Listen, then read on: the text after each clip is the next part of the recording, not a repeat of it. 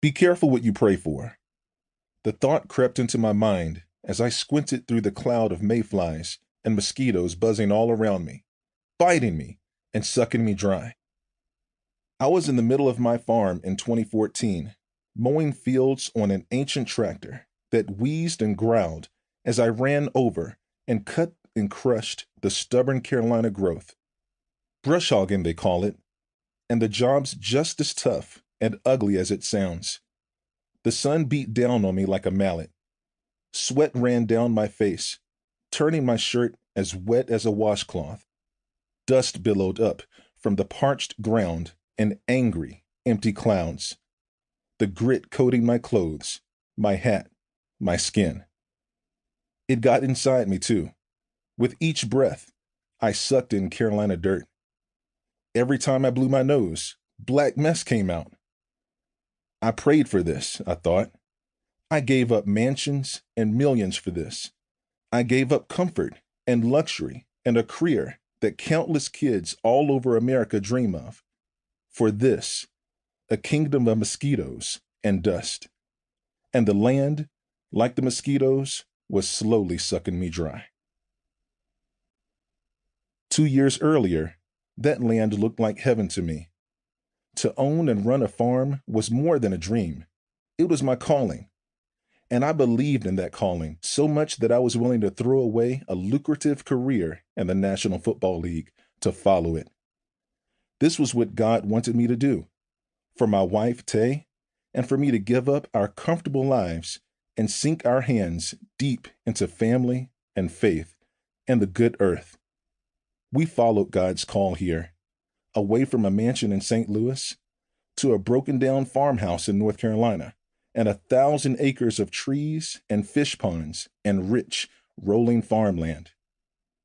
In October 2012, we bought this little corner of Carolina.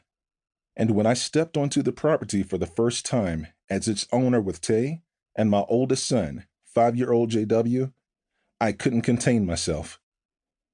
God has blessed us with a place flowing with milk and honey, I shouted. JW looked around and frowned. I don't see any milk, he said, and I don't see any honey. I bent beside him, wrapped one arm around him, and pointed with the other to the land we now owned. Hey, son, I said, see those pastures full of green grass? He nodded.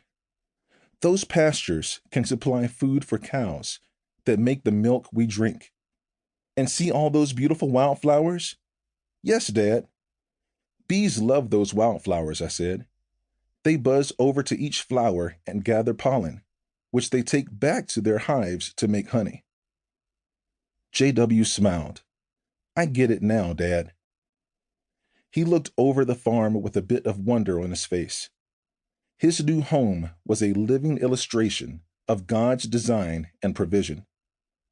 On this plot of land, God's greatness and his goodness were on display for everyone to see.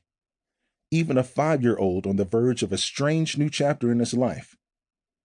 I could see it too. I could feel it. Jesus said in Matthew 6:33, "Seek first the kingdom of God and his righteousness, and all these things will be added to you." Tay and I prayerfully sought out the kingdom and the righteousness of God. And this corner of Eden, is what was added to us. A blessing, a gift.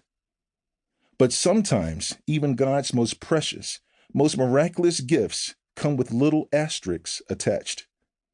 Sunshine is a gift, but too much sun and your crops will wither.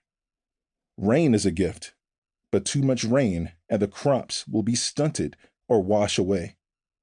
Children are gifts as well, but no parent on God's green earth will tell you they're easy to give birth to or easy to raise. In 2012, Tay and I had our land flowing with milk and honey. 2 years later, we knew it was filled with sweat and tears too.